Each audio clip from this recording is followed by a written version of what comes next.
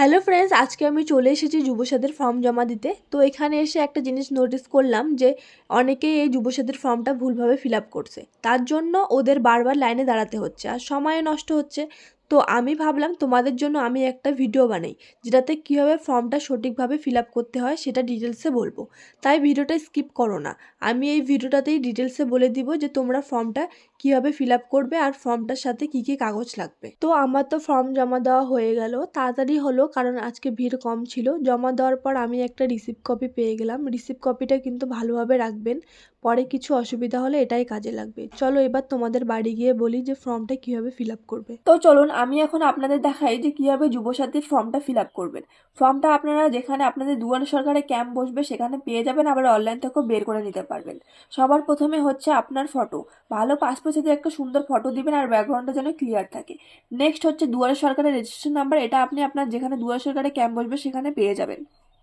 তারপরে আপনার এখানে আধার কার্ড নাম্বারটা দিয়ে দিবেন। তারপরে এখানে আপনার নামটা লিখবেন, যেমন আমার নাম নার্গিস পারভিন, তাই আমি এখানে লিখেছি নার্গিস পারভিন। আর নামটা লেখার সময় মনে রাখবে যে বড় হাতের মানে ক্যাপিটাল লেটারে লিখতে হবে।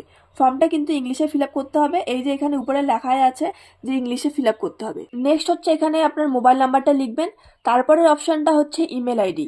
ইমেল আইডি অনেকের থাকে আবার অনেকের থাকে না, যদি আপনার থাকে তাহলে লিখে দিবেন, আর না থাকলে কোনো অসুবিধা নেই, ফর্মটাতে লেখাই আছে যে যদি থাকে তাহলে লিখতে হবে। তারপর নেক্সট হচ্ছে আপনার জেন্ডারটা দিবেন, আপনি মেল মানে পুরুষ হলে এখানে ক্লিক করবেন, ফিমেল মানে মহিলা হলে এখানে ক্লিক করবেন, আর আদার্স হলে এখানে ক্লিক করবেন। নেক্সট ডেট অফ বার্থ মানে জন্ম তারিখ এখানে দিবেন, আর 2026 সালে এপ্রিল মাসে আপনার যেই বয়সটা হবে সেটা এখানে লিখে দিতে হবে। ফাদার্স নেম মানে পিতার নাম এখানে লিখবেন, মাদার্স নেম মানে মাতার নাম এখানে লিখবেন, স্পাউস নেম স্বামী বা স্ত্রী যদি আপনার থাকে তাহলে এখানে নামটা লিখে দিবেন। নেক্সট হচ্ছে ক্যাটাগরি, যেটা হচ্ছে এসটি এসসি ওবিসি যেটা হবে আপনি লিখে দিবেন। আপনি সার্টিফিকেটটা থাকলে এখানে নাম্বারটা দিয়ে দিবেন। ম্যারিটাল স্ট্যাটাস মানে আনম্যারিড হলে এখানে ক্লিক করবেন, উইডো বিধবা হলে এখানে ক্লিক করবেন, আর ম্যারিড বিবাহিত হলে এখানে ক্লিক করবেন, আর সেপারেট বিচ্ছিন্ন মানে হলে এখানে ক্লিক করবেন মানে ডিভোর্স।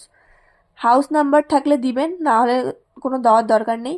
ভিলেজ টাউন সিটি যেটা হবে আপনারা এখানে দিয়ে দিবেন। পোস্ট অফিস যেটা হবে এখানে দিবেন। তারপরে জিপি ওয়ার্ড নাম্বার এখানে দিয়ে দিবেন। তারপরে ব্লক আপনার যেটা হবে সেটা দিবেন। নেক্সট হচ্ছে পুলিশ স্টেশন যেখানে আপনার সেখানে দিয়ে দিবেন। ডিস্ট্রিক্টটা দিয়ে দিবেন, পিনকোড নাম্বার দিয়ে দিবেন, স্টেট তো লেখাই আছে, দেওয়ার দরকার নেই। তো চলুন ফর্মের নেক্সট পেজে চলে আসি, দেখি এখানে কি লেখা আছে।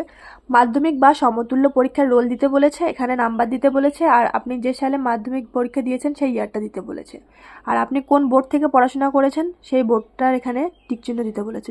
যেহেতু যেরকম West Bengal board, CBSE board, ICSE board, West Bengal Madrasa board and other যেখানে হবে টিকচিহ্ন দিয়ে দিবেন। শিক্ষাগত যোগ্যতা সর্বোচ্চ আপনি কতদূর পড়াশোনা করেছেন সেটা দিয়ে দিবেন।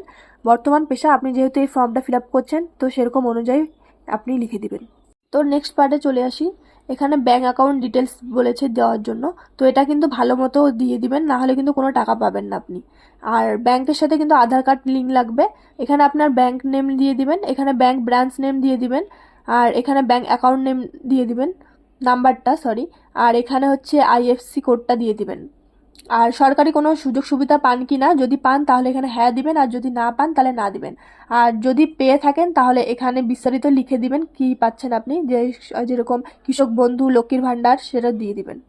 এবার চলে আসলাম নেক্সট পার্টে, এখানে আপনাদের ফর্মের সাথে যেগুলো পেপার লাগবে সেগুলোই ডিটেলসে বলা আছে। যেরকম লাগবে মাধ্যমিকের অ্যাডমিট কার্ড জেরক্স, মাধ্যমিকের marksheet and certificate xerox, Aadhaar card xerox, voter card xerox, এখানে ব্যাংকের পাসবুক বইয়ের প্রথম পাতা, আর হচ্ছে ক্যান্সেল মানে চেকবুক মানে যেটা আছে আপনাদের সেটা জেরক্স, আর এখানে এসসি এসটি ওবিসি সার্টিফিকেট যেটা আছে আপনাদের সেটা জেরক্স।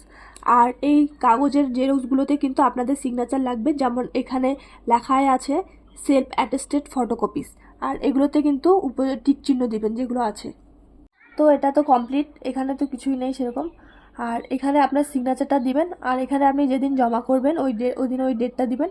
আর এটা দুয়ারে সরকার রেজিস্ট্রেশন নাম্বারটা যেটা বললাম ওটা এটা আপনার কাজ না, এটা ওরাই দিয়ে লিখে দিবে এখানে। আর এখানে অ্যাপ্লিকেশন ডেটটা দিবেন, এখানে আপনার মোবাইল নাম্বারটা দিবেন, এখানে আধার নাম্বারটা দিবেন, আর এখানে আপনার নাম দিবেন, সরি এখানে ভুলে গেছি, এখানে আপনার নামটা দিবেন, আর এখানে আপনার বাবার নামটা দিবেন। তো আমি তো সব বুঝিয়ে দিলাম, তবুও আপনারা যদি কেউ বুঝতে না পারেন আমাকে কমেন্ট করবেন, আমি কমেন্টে অ্যান্সার দিয়ে দিব। তো এখানেই শেষ করলাম আবার ভিডিও। তো আপনাদের কেমন লাগলো অবশ্যই কমেন্ট করবেন।